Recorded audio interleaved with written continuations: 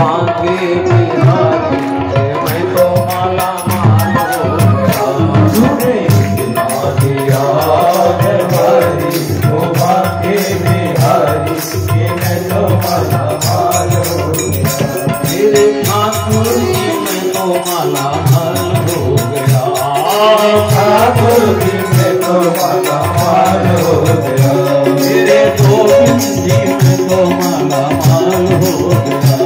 मेरे गोविंद जी मैं तो माला माल हो गया।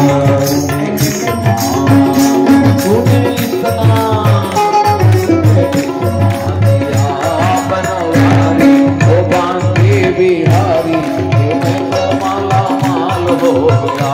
तूने इतना दिया बनवारी ओ बांके बिहारी मैं तो माला माल हो गया।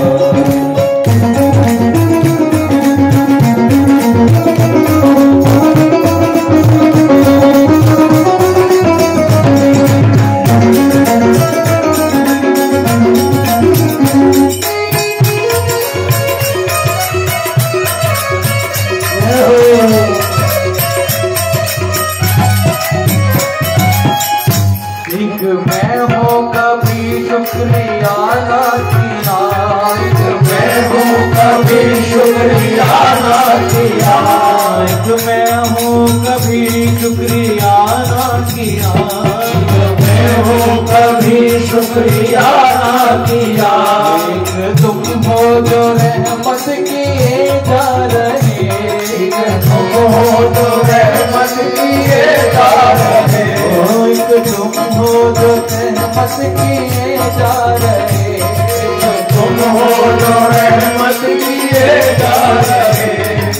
रहमत मेरी बनवारी तूने रहमत मेरी बनवारी ओ बांके बिहारी मैं तो माला माल हो गया। तूने बनवारी ओ बांके बिहारी मैं तो माला माल हो गया।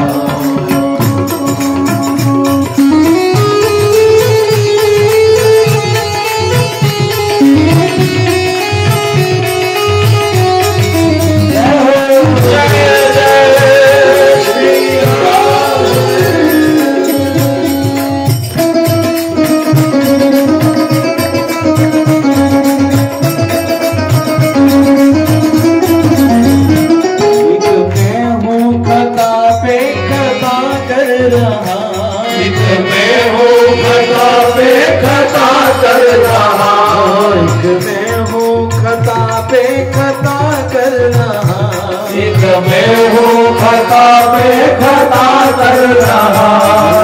तुम हो जो माफी दिए जा रहे। तुम हो जो माफी दिए जा रहे। तुमने दास बनाया बनवारी। तुमने दास बनाया बनवारी ओ बांके बिहारी मैं तो माला माल हो गया। तूने इतना दिया बनवारी ओ बांके बिहारी मैं तो माला माल हो गया। ठाकुर सुनो मैं माला माल हो गया। मेरे ठाकुर सुनो मैं माला माल हो गया। प्यारे सुनो मैं माला माल हो गया। मेरे प्यारे सुनो मैं माला माल हो गया। तूने इतना दिया बनवारी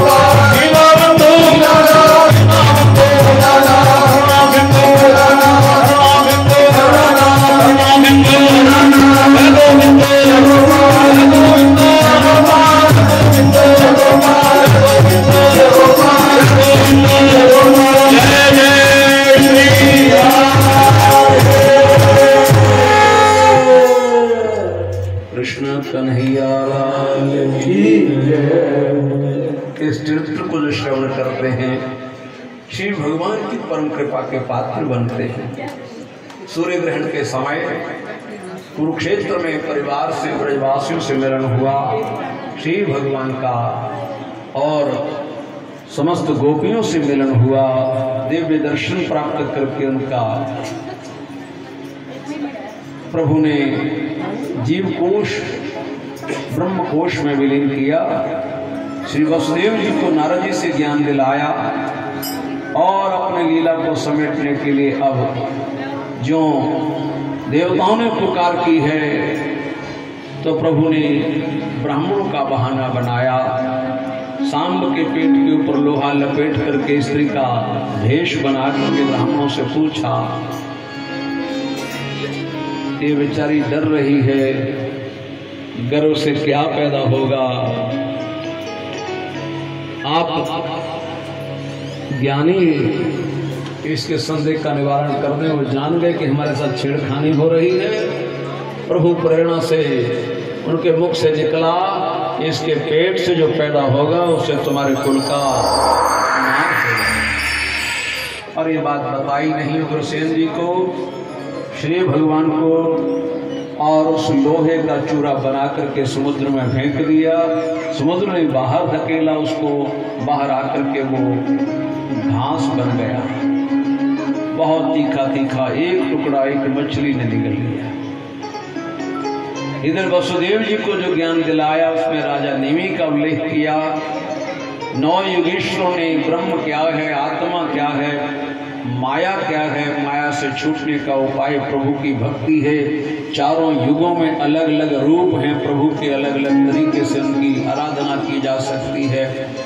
कलयुग में केवल मात्र नाम संकीर्तन ही सर्वोपरि है। और ऐसे श्री भगवान ने अपना ज्ञान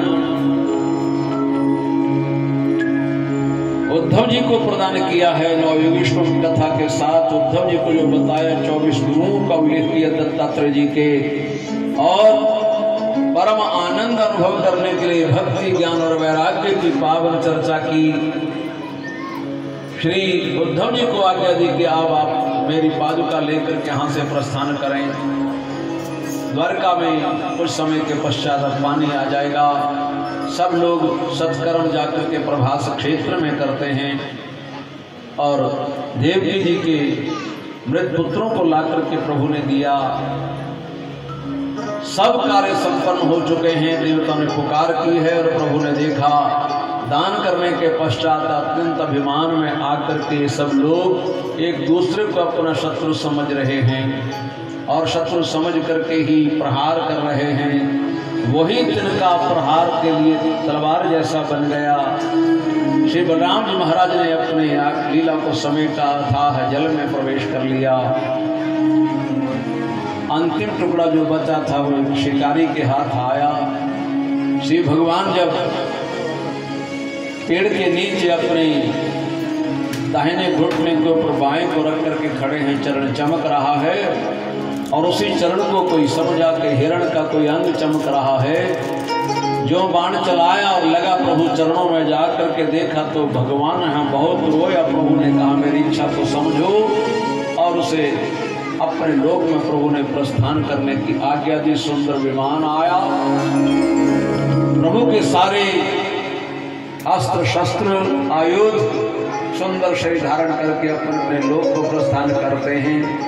श्री भगवान ने अपने तेज को भागवत जी में विराजमान किया और देखते देखते वो दिव्य तेज कहाँ विलीन हो गया कोई जान नहीं पाया। ऐसे भगवान की अद्भुत लीला सुखदेव भगवान कहते राजन मैंने आपको सुनाई।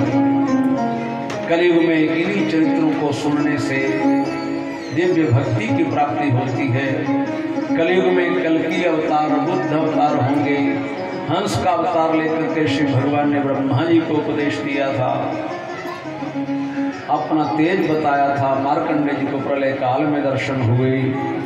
इस प्रकार पूछा राजन आपके मन में कोई इच्छा हो तो प्रश्न करो। गुरुदेव आपके मुखारबिंद से निकली कथा को सुन करके मेरा सारा संदेह निवृत्त हो गया। अब मैं मरण धर्मा नहीं हूँ। सुखदेव जी ने अंतिम मंत्र का उच्चारण किया है, अहम ब्रह्मास्मि। मैं चाहूं तो तक्षक नाग आपके पास आएगा नहीं, लेकिन मैं भगवान की लीला को, भगवान के विधान को और ब्राह्मण के वचन को अन्यथा नहीं करना चाहता। सुखदेव जी महाराज के दिए हुए ज्ञान को प्राप्त करके महाराज परीक्षित ने परम आनंद अनुभव किया। सुखदेव जी की पूजा की, आपने भगवान की कथा सुना करके मुझे कृतकृत्य कर दिया। हे कथा सुनाने वाले तुमको लाखों प्रणाम, लाखों प्रणाम। हे कथा सुनाने वाले तुमको लाखों प्रणाम, लाखों प्रणाम। हे हरि से मिलाने वाले तुमको लाखों प्रणाम, लाखों प्रणाम। आनंद लुटाने वाले तुमको लाखों प्रणाम, लाखों प्रणाम। पूजा हुई। श्री सुखदेव भागवत जी के मंत्रों का पाठ करते हुए प्रस्थान करते हैं। सभा के बीच में से महाराज परीक्षित जी ने आसन लगाया। तक्षक नाग सूक्ष्म रूप धारण करके पुष्प में बैठ गया। वो पुष्प महाराज जी को अर्पण किया। उससे पूर्व ही गुरुदेव जी के समर्थ गुरु जी के उपदेश से अपनी आत्मा को परमात्मा में विलीन कर दिया। तक्षक नाग ने ब्राह्मण वचन का पालन करते हुए पुष्प से निकल करके जो मस्तक पर प्रहार किया, शरीर वहीं पर भस्म हो गया। सुखदेव भगवान की पावन कृपा हुई, मुक्ति का रास्ता मिला। सूर्य जी महाराज ऋषियों को बता रहे नैमिषारण्य में जन्मेजय ने अपने पिता के लिए सर्वशस्त्र क्रिया और उसमें तक्षक नाग भी भस्म हो जाता, लेकिन बृहस्पति जी की प्रेरणा से इस यज्ञ को जन्मेजय ने बंद किया कि ये नाग भी इस पृथ्वी का आभूषण है और उनका वैर नहीं था, केवल मात्र ऋषि के वचन का उन्होंने पालन किया। जन्मेजय ने इस पाप से मुक्त होने के लिए अंबा यज्ञ कराया, देवी यज्ञ करवाया। ऐसा पावन चरित्र आपको ऋषि मैंने सुनाया। भारतीय संस्कृति के 18 पुराणों में यह 18वां पुराण है, जिसमें 335 अध्याय हैं, 12 स्कंध हैं। ओम नमो भगवते वासुदेवाय जिसका मूल मंत्र है। सुखदेव जी ने महाराज परीक्षित जी को जैसे मुक्ति दिलाई, इस ज्ञान के द्वारा हर किसी को मुक्ति का रास्ता प्राप्त होता है। ऐसा श्रीमद् भागवत महापुराण है, जिसकी रचना करने के पश्चात व्यास जी के मन को शांति मिली, जिसको सुनने के बाद महाराज परीक्षित जी को कर्म संपन्न हो गया, धर्म संपन्न हो गया, मुक्ति मिली। ऐसी पावन कथा का आयोजन ना जाने बुजुर्गों के आशीर्वाद से, किसकी भावना से, किसके सौभाग्य से इस गृहस्थ में आयोजित हुआ, जिसका अंतिम मंत्र हम सब मिलकर के पाठ करेंगे और प्रभु से निवेदन करते हुए, प्रभु ये जो कर्म हुआ ये पहाड़ जैसा कर्म है। बोलो जय श्री राधे, जय श्री राधे। जैसे गोवर्धन पर्वत उठाना हर आदमी के बस की बात नहीं, लेकिन आपने उठाया। इसी प्रकार ये बहुत बड़ा अनुष्ठान, 7 दिवसीय अनुष्ठान, जिसमें धन भी खर्च होता है, मेहनत भी होती है और लगातार प्रयास किए जाते हैं तब सफल होता, लेकिन आपकी कृपा हो तभी ये सफल हो पाता है। हे नारायण, इस सेवा से आप संतुष्ट हो, प्रसन्न हो। हमारा समय सार्थक हुआ, हमारी संपत्ति सार्थक हुई, हमारी कमाई सफल हो गई और हमारी वाणी सफल हो गई। प्रभु आपके चरित्रों को गा करके, श्रवण करके ऐसा अवसर हमें बार बार मिलता रहे। आपकी कृपा इसी प्रकार बनी रहे, ये हमारे आपके चरणों में प्रार्थना। आइए हम सब मिलकर के अंतिम मंत्र का पाठ करके इस कथा को विराम देने के लिए प्रभु से अनुमति चाहें। सभी लोग चौकड़ी लगा करके बैठिए, बड़े प्रेम से इस मंत्र का जाप करेंगे। ओम नाम संकीर्तना यस्य सर्व पाप प्रणाशनम् प्रणामो दुःख शमनः तं नमामि हरिं परम।